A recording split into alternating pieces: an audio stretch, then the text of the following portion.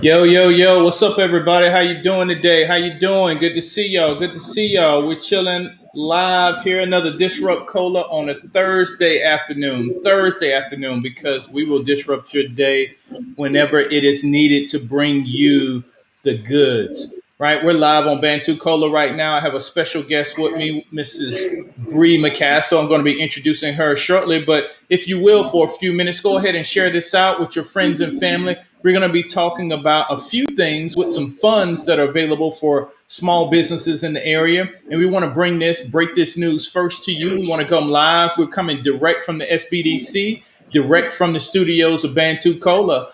Miss Bree McCastle, how you doing today? Hey, Chris, how are you? I'm doing well, doing well. Good, good. Good to have you aboard. Good to have you aboard.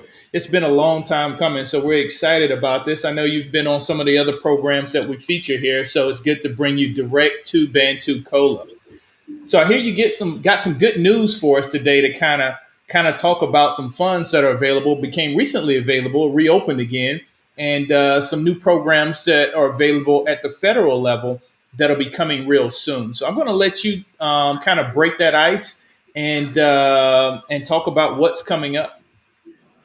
Okay, well, thank you again for having me and hosting this. My name is Bree McCastle. I am a business consultant with the SBDC.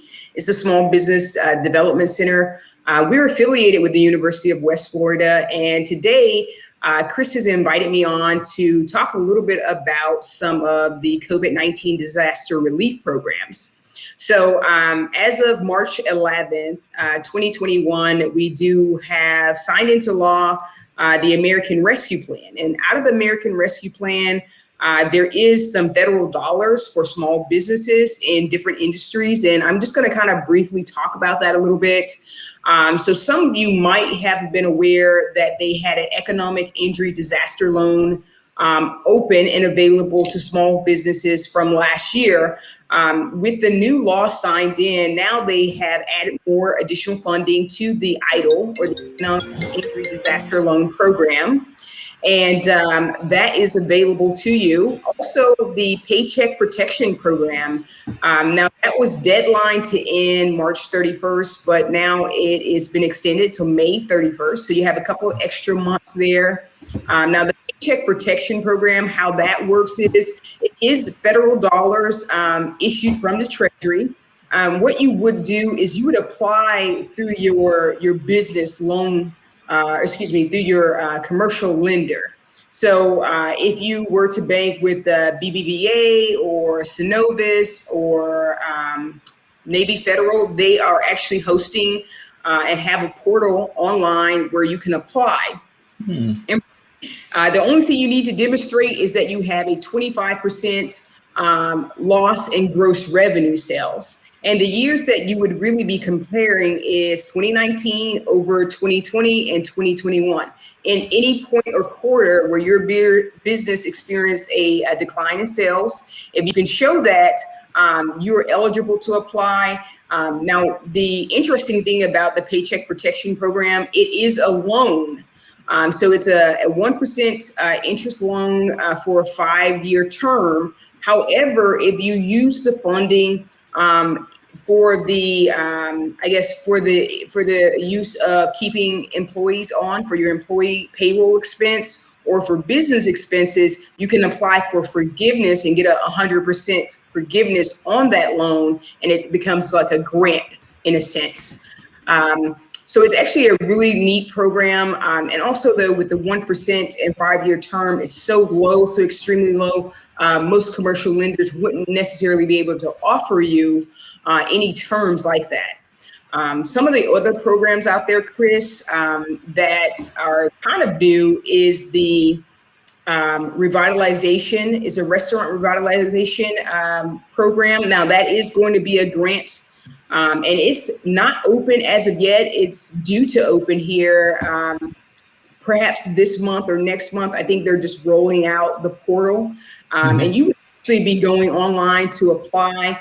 That's going to look like venues that service like food, beverages. You get the majority of your revenue sales from that.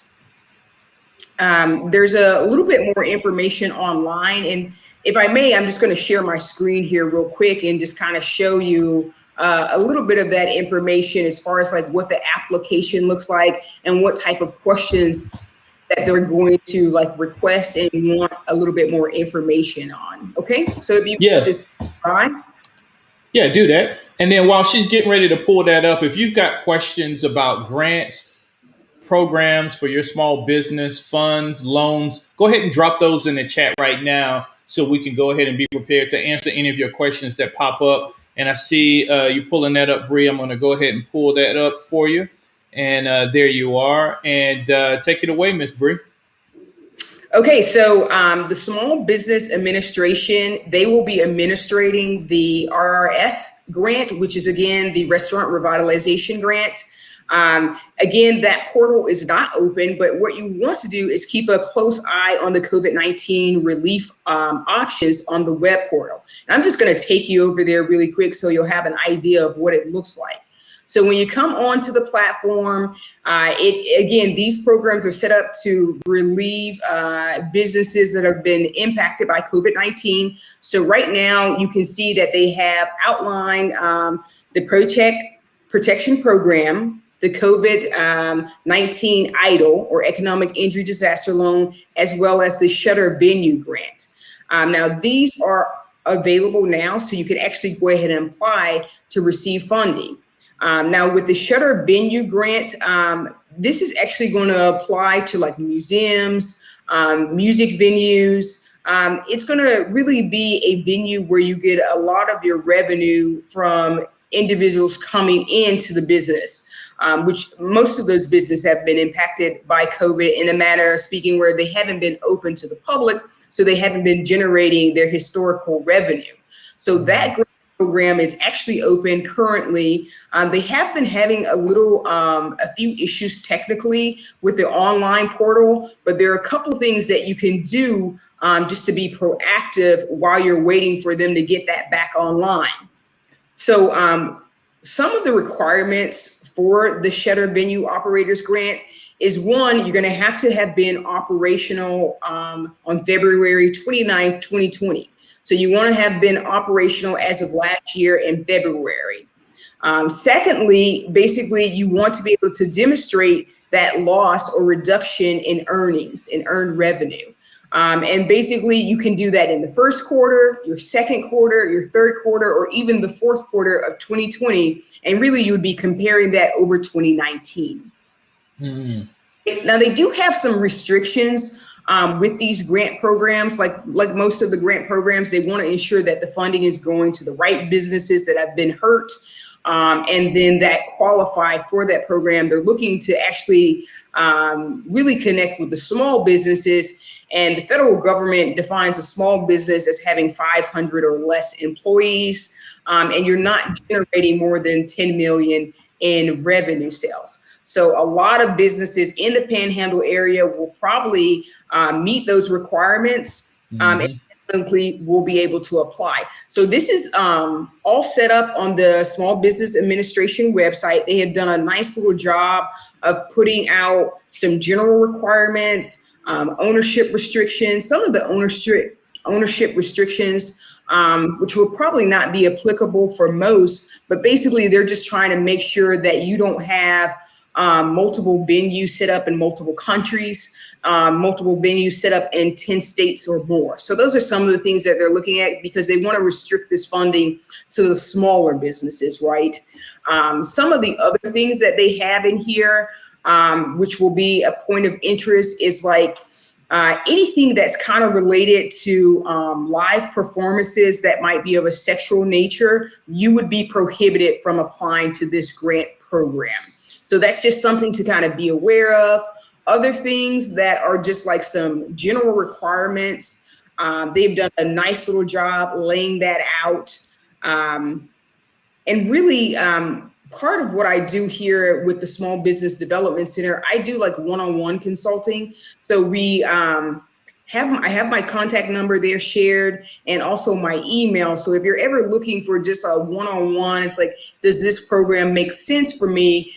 Please feel free to reach out. But today we can just kind of take some general questions. Now they do have some facility requirements. And then they also have some marketing performance, electronic publications. They go in through a little bit of everything. So this has been really helpful. This is available on the online website. Now, something else that I wanted to share with you is the Shutter Venue Operators Grant. So on the SBA website, not only do they have that nice little PDF of requirements, but then they also have the program details, supplemental documents that you will need and be required. And then they clearly lay out who can apply, as well as the grant amount that you can receive. Some of the things just to kind of be aware of is that they're looking for you to demonstrate a 45% gross earning of revenue. So that's something that's going to be playing a major factor. It's a numbers game. So with the Paycheck Protection Program, it was a 25%. With the Shutter Venue Operator, they have that set to another percentage. So those fine details kind of, you definitely have to stay aware of what those are. They do have a nice FAQ, a fact sheet on site. Now this fact sheet is updated regularly. So the one that they currently have is actually probably look to have that updated in the next week or two, because as the program has rolled out, they have gone into explicit details about things that individuals have questions about, just to make sure that all those questions are addressed. Now, you will need to register an account to apply. And also with this particular Shutter Venue grant, they have two fairly new things that you might not be aware of. One is doing a DUNS number and then registering with the SAMS registration. Those are really typically used for like federal contracting. However, in this instance, they want you to set up those accounts so that the application, once you've gotten completed the application, you will also be required to have a SAMS registration and a DUNS registration, and that is just to get those federal dollars. Hey, Bree. So I got a couple questions for you, and then I got a question from the audience. So talk to me. Let's break down DUNS and SAMS. So I know what a DUNS number is, right? At least I think I do. But let's break down what a DUNS number is and what a SAMS number is to make sure everybody is on par with what you're talking about there. Because a lot of times what happens is you got a lot of smaller micro businesses and they see that, because I see grant, I see free money. When I hear the word grant, I see free money. But in order to qualify for that free money, you got to make sure you have your I's dotted and your T's crossed. And so in order to do that, we want to make sure the audience knows what is a DUNS number and what is a SAMS number. Can you break that down for us? Absolutely. So the SAMS registration is a platform that the government uses to register their businesses. It's an acronym for System for Award Management. So that's what the SAMS actually stands for. The federal government used this system as a central controller for businesses to register. Primarily, once you're in that database, that's actually how the funding will be pushed out to you. But they have to have you registered in there. Now, in order to register or renew, some people might have had a registration in there. It's actually no cost to you. There are a couple of YouTube videos out there that do a really nice job of showing you how to register in that SAM or System for Award Management. But basically, it's maintained by the U.S. government. So any information that you're putting into that registration, you just want to make sure that it's accurate and it's up to date, and it is basically a reflection of who you are. In the past, if you go right now, you can actually check this out, or I can probably reshare my screen if need be, but it's SAMS.gov, so SAM.gov.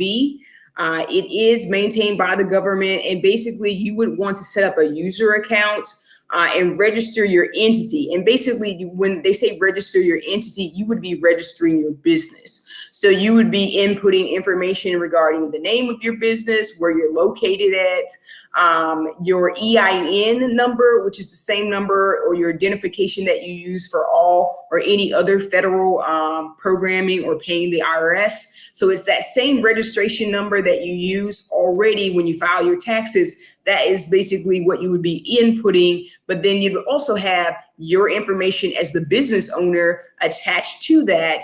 Now the DUNS number, that's a little bit different. Now with the DUNS number, basically this comes from Duns and Bradstreet.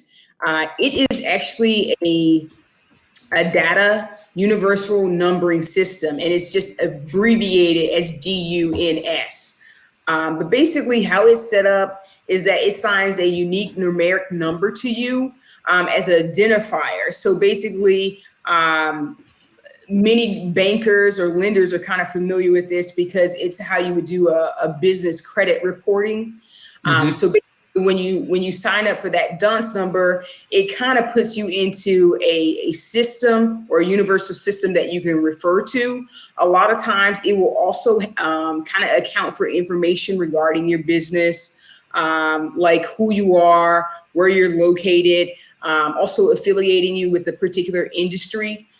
So there is like a North American industry code system, and each business entity, depending on what your deliverable is or what solution you provide, you're categorized in this system. And the DUNS number basically is a registration that kind of identifies your business in that company's service line and industry, and then also who you are as the business owner and where you operate. Okay. Good deal. Let me pull up this question we got in the chat real fast before we continue. And then I want to, you roll through that so fast. I feel like we got to roll back through it for a minute. I mean, you laid it all out there. And I mean, y'all just gonna have to listen to the replay. She laid it all out there nice and pretty. It's a grant. The thing we've been talking about of late is a grant. Grant equals free money. Go get your free money, people. It's small businesses. Small businesses are what was the number? 500 employees or less and $10 million or less in annual revenue. If you meet those two criteria, you are a small business. You meet the minimal standards necessary to start qualifying. Then there's some qualifying metrics. I'm going to have Ms. Bree go back over just briefly because I want to break that down. But the question we have in the audience right now is from Ms. Catrice Johnson. And she says, what do you do when your bank or credit union doesn't accept applications for PPP? Okay, so this actually has come up with the question because not all banks are SBA approved. So what I'm going to do, I'm actually screen with you again because I want to show you exactly where you go to find or to match with someone that kind of makes sense. Am I sharing properly? I hope so. Yes, ma'am. It's up there.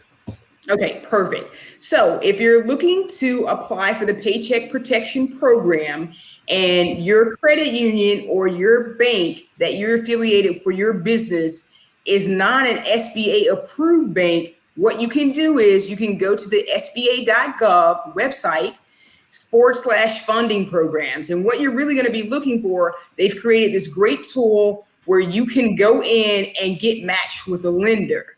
So one, you need to find a lender that is an SBA approved lender. So if your credit union or your bank that you're banking with doesn't match that criteria, you have a couple of options. You can get matched with a lender. So you go onto their website and you click on the tool and then find lenders. And really what they're going to ask you, they're going to ask you a couple of questions. They want to know your email address so they can send you the matched lenders. They want to know your name as the business operator and how to reach you. And then it actually will ask you a couple of more questions about your geography. So it's going to ask you what your zip code is. And that's going to make sure that it gives you lenders in your area. Gotcha. All right. Thank you so much for that, Ms. Bree. Now, the thing I wanted to roll back to is on so the grant that you were just talking about, I think you mentioned in particular that's provided by the SBA. that there's a 45% thing that you mentioned. I didn't catch that last word, but if I thought I understood what I was hearing, you have to show 45% depreciation, or not depreciation, but depletion in revenue from 2019 to 2020. Is that correct? Did I understand that correct? So just to be clear, there's actually multiple programs that I'm discussing. So let me kind of go over that a little bit slower for the audiences, because I didn't want you to get too confused with this one. So currently there's 5 programs out there, right? Some are loan programs, some are grant programs.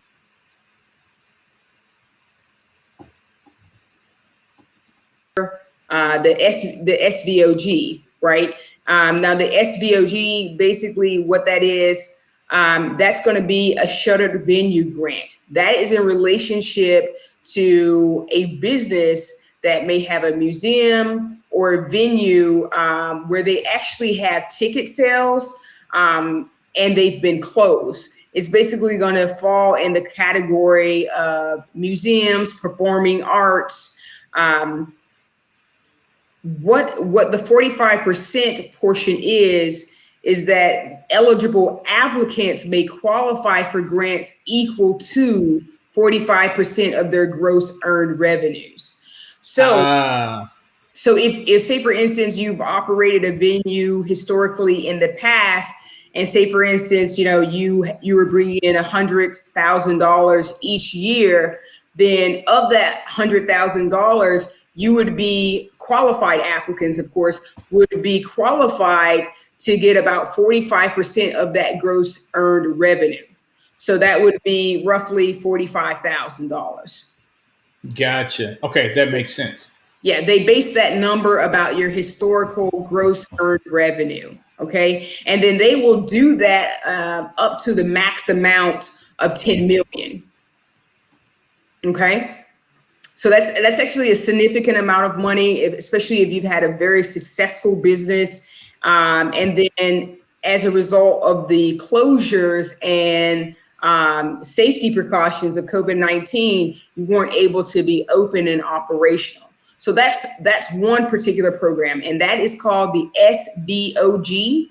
And that acronym stands for the Shutter Venue Operators Grant. Now, again, that one had the special caveat that you would have to create an account on the SAMS.gov website and also acquire a DUNS number. None of that costs you money, by the way. It is just a simple process of registering your business in those systems and acquiring the DUNS number to complete the Shutter Venue Operations Grant, because that's the instrument that the government uses to do business with them. Now, the other program that is also a grant that is not open yet, but we're looking for this to open at any time now, is the RRF, which is the Restaurant Revitalization Grant. Okay, now that one is a little bit different because, again, it's talking about a completely different industry. So you're going to be looking at the industry that has to do with accommodations and hospitality. And that's going to be like venues serving food sales or beverage sales. Okay. Primarily, okay. That's what they're going to be looking at. It is also a grant. So you're looking at funding, basically how these programs are set up. They give you requirements for what you should be doing with the funding, right? So if you follow the guidelines of how the funding is to be administered and used, then it basically becomes forgivable. If you use the money for some other things, that would just mean basically that it wouldn't be a forgivable grant, right? So that's just some things to kind of be aware of. Gotcha. So I got one more question in the chat that popped up. Let me pull that up. So Miss Catrice is an avid watcher. We thank you. Thank you for hanging out with us.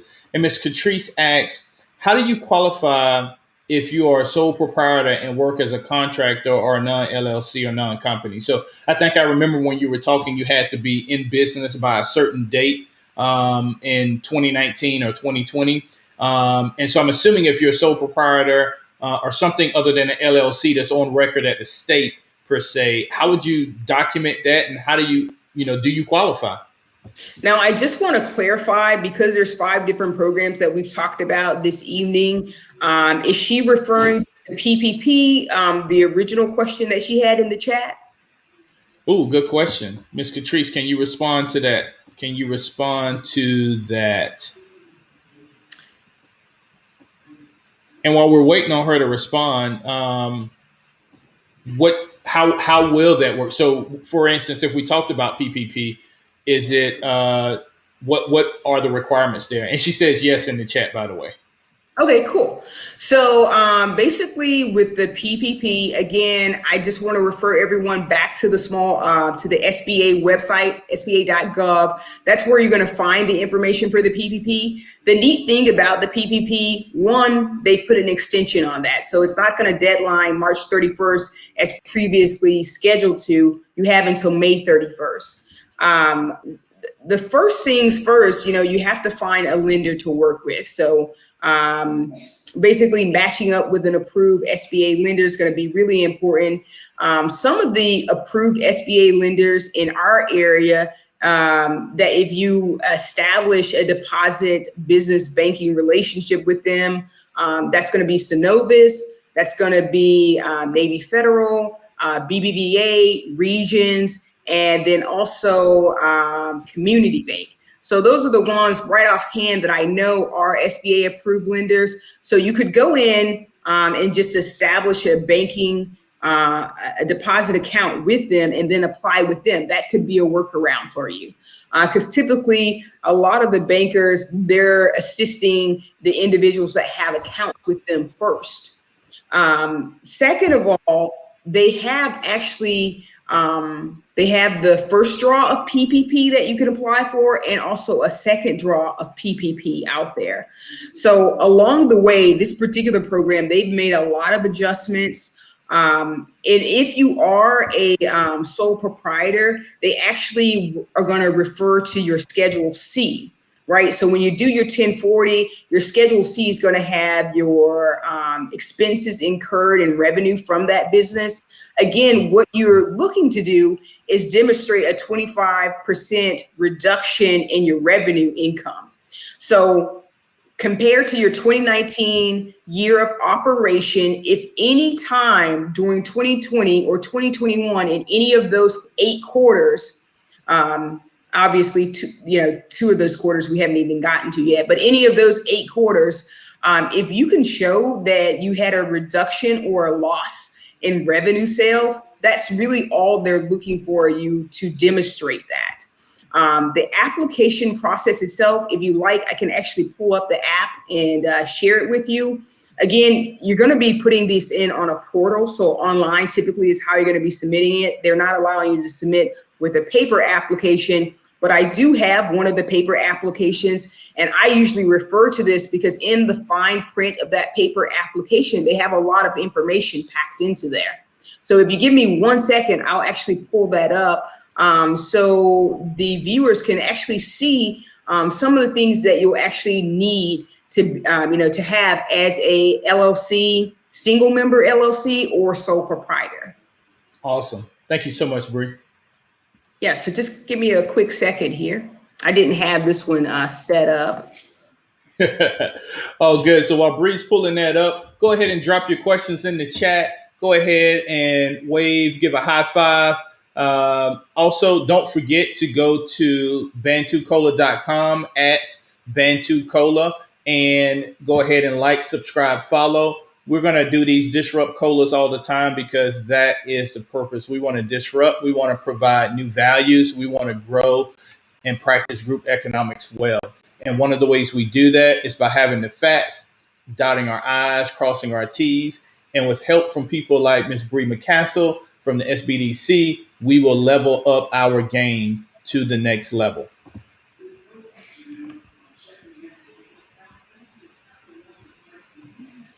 Okay, perfect. So I've found my little tool here that I'm using. And I just need to reshare. So stand by 1 second here. Sure thing, sure thing.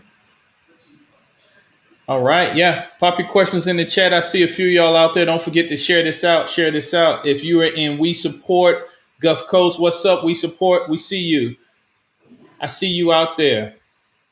Who that out there? We got a hand wave out there. That's right. I like them hand waves. Give me a wave offering. Give me a wave offering out there in the audience. Good to see y'all out there. Good to see y'all hanging in there. If you're watching this after the live stream, that's all good. You still have the ability to contact Miss Bree McCastle because she works for the SBDC and she's here for you. In fact, she works for the Florida SBDC. She's here in Pensacola working for you. She's waiting to receive your phone calls. And I'm going to put her office contact information up on the screen for you.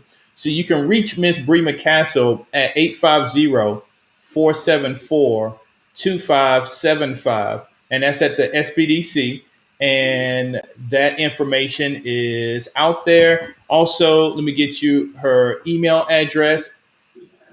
B McCastle, BMCCASTLE at uwf.edu. Don't spam her. Just utilize her as a resource. Don't spam her. They got good spam technology out there at UWF. Don't spam her. All right, now. You ready, Miss Bree?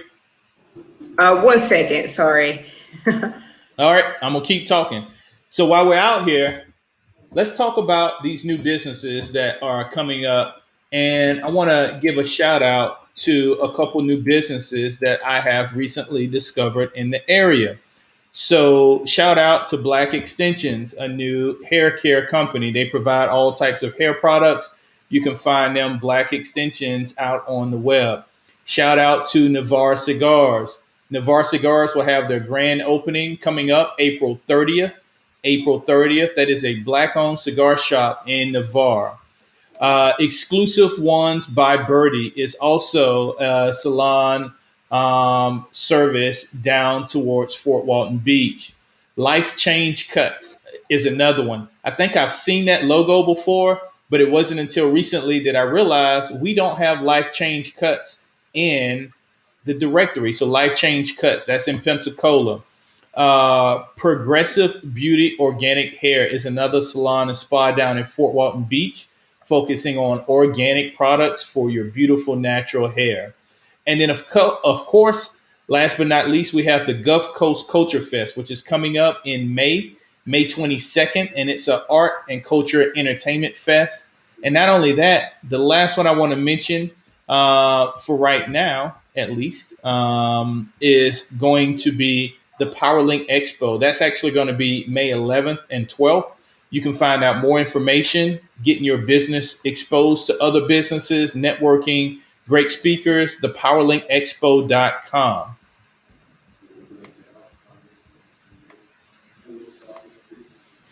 All right, Bree, we got to keep the audience. We got to keep the audience happy. I see you coming. I see you coming. Okay, here I am. So that tech world will get us, won't it? It's cool. It definitely, you got a lot going on here in the back, operating and whatnot. So definitely very cool. So something I just wanted to share with you. This is actually something that one of my coworkers put together, but it's a great little PowerPoint. He shared this with us a couple of weeks ago. So I wanted to kind of show this for as far as what you need to answer the question of the viewer. So you're looking at your 2019 Form 1040 Schedule C. Hey Bree, it's not showing on your screen. You're still just showing your chat right now. Oh dear, no. Okay. Sorry about that.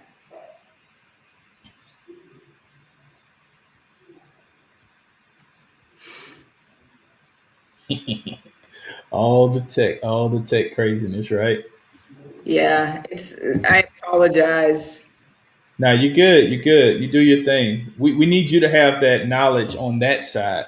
I'll handle the tech on this side. I'll make sure you're live and presenting right. You just make sure you bring that other side of the house for us. And while we're waiting on that PowerPoint, I want everybody to go to @Bantu Cola, like, share, subscribe. Much obliged. Much obliged. Now, are you able to see my screen yet? Did I do it properly? Not yet. It's not popped back up yet. Okay. All right. I see your screen. I see your chat window right now Okay. behind the scenes. So do you need to change tabs? I think I do. One sec. Um, I mean, I'll show you chat window if you want, but you probably don't want me to show that. Please do. Yeah. We'll know all your secrets.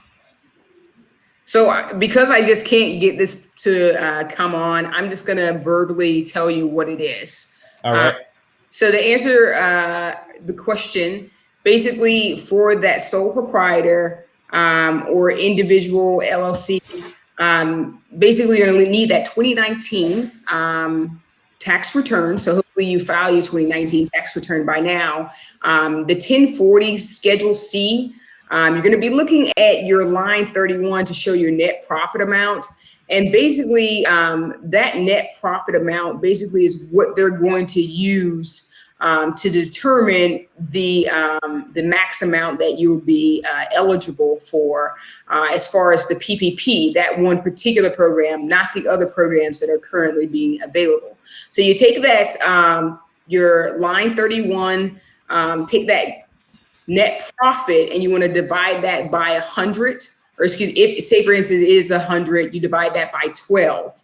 All right, so then that would basically give you 1 month of 1 month of actual expenses for your business. They're going to be looking closely at that. And the reason they're looking closely at that is because they're going to take that number that you've divided by 12 and then multiply either 2 by 5 or 2.5 or 3.5. And the reason for that is because you can get 2.5 times that number for your PPP assistance. And again, that program is a forgivable grant. So whatever that number calculates out to be, that is the portion that you'll receive, and that is basically it's a loan that starts out initially because it's a 1% loan for 5 years, but because it has the ability to apply for a forgiveness, then it turns into the grant. Now, if you're in the accommodation sector, then they're actually going to use the multiplier 3.5. And then that will be the amount of money that you'd be eligible for to have in the PPP as a grant or loan, depending on how you use those fundings. Definitely really important that the fundings be used for payroll expenses and business expenses in order to qualify for the forgiveness. So let's talk about that for a minute. So you mentioned specifically payroll expenses, which I heard about. I had not heard of the business expenses side. So I could actually qualify for a PPP loan and then use those funds appropriately with business expenses. What are the qualifiers for business expenses? Is it generic or is it very specific? So it's kind of pretty broad. So they're really saying general expenses would be something like if you had a mortgage or like a rent expense. It could also just be, utilities at your place of work or your office space there. It can also if you get really down into the finer details of that, it could also apply to employee benefits. As well as salaries up to $100,000. So it really depends on what each business is obviously unique for what you have as payroll expenses, depending on how many people are on your payroll and what type of benefits you afford to your employees. So that actually is covered in the umbrella sense. And then for the overhead expenses, those are going to just be looking like, what it takes to actually operate the business as far as like, a mortgage, utilities, rent.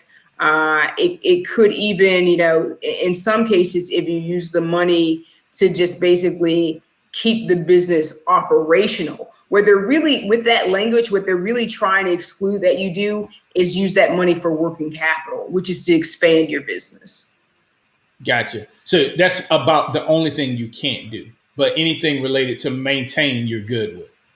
Right. So again, the payroll expenses, they're 60% of that would be tied to payroll expenses. The other 40% towards just like general overhead of operating that business. Now, if you're looking for funding for working capital to expand your business, they have other means for that. And that's going to be the EIDL, the Economic Injury Disaster Loan. There's Mm. money added to that pot since the basically the rebuild or the Rescue American Plan being signed into law March 11th. So there's now more money in there. However, the terms and conditions are a little bit different. So for the EIDL, it's actually going to be a 3.5% as far as your APR, your interest rate. And then it's something that you can actually pay over a 30-year term. And then there is no penalty for paying back early. So that is a pot of money used to basically, if you're looking to ramp up business, expand, and actually have more hand or more working capital on hand to do those things. The PPP is mostly intended to just keep the business operational and to pay those expenses that happen from having employees or just the operation of the business, those direct expenses. The other programs, again, the other grant opportunities out there, I just wanted to say this one more time so that they're fresh in mind, is the restaurant revitalization grant. It's not yet open, but it will open. And basically, again, that's going to be looking to support the smaller businesses that have been impacted. A neat little thing about that, one of my coworkers brought to our attention is that even if you started your business in 2020, you could actually still apply for this grant opportunity. Mm.